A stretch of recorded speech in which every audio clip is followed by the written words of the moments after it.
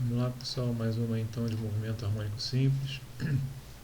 A partir do gráfico a seguir, que representa as posições ocupadas por um móvel em função do tempo quando oscila em movimento harmônico simples, determine a frequência e a amplitude do movimento.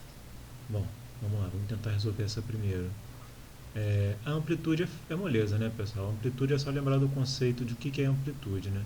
Amplitude, então, é a distância entre o ponto central da oscilação e o ponto mais alto ou mais baixo da oscilação em módulo.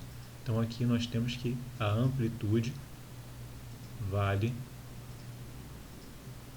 0,10 ou 0,1 metros. A gente já resolveu a segunda parte. Agora vamos para a frequência. Bom, o que é frequência? Frequência é o inverso do período, né? Vamos lembrar da aula lá de movimento harmônico simples, de grandezas circulares.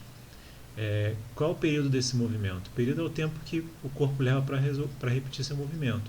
Então, se aqui a corda está subindo, nesse ponto aqui, apesar de a gente ter a mesma coordenada x, a corda está em um movimento diferente. Então, não é exatamente o mesmo ponto.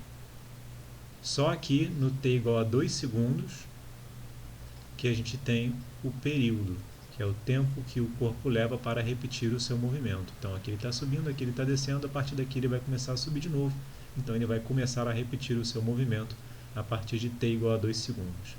Lembrando que a frequência é o inverso do período, então a gente tem 1 sobre 2 que dá 0,5 Hz. Isso aí então foi bem tranquilo. Determine os instantes durante os 3 primeiros segundos em que a velocidade se anulou. O que acontece quando a velocidade se anula, pessoal? Imagina que é um movimento de vai e vem esse aqui, né?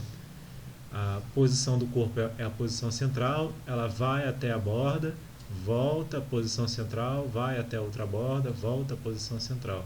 Então, quando que o corpo para o seu movimento?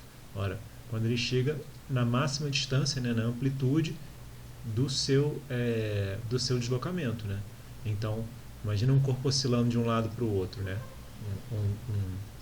Ou pode ser um pêndulo, né? Oscilando de um lado para o outro, indo e voltando, indo e voltando. Quando que a velocidade desse corpo vai ser zero, o pêndulo?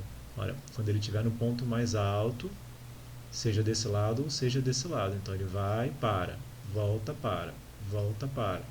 Então é justamente nesse ponto mais alto, nesse ponto mais baixo e nesse ponto mais alto que as velocidades se anulam. Então, em quais instantes isso acontece? Acontece quando t é igual a 0,5 segundos, acontece quando t é igual a 1,5 segundos e acontece também quando t é igual a 2,5 segundos. Beleza, pessoal? Só isso. Tranquilo. Até a próxima. Um abraço.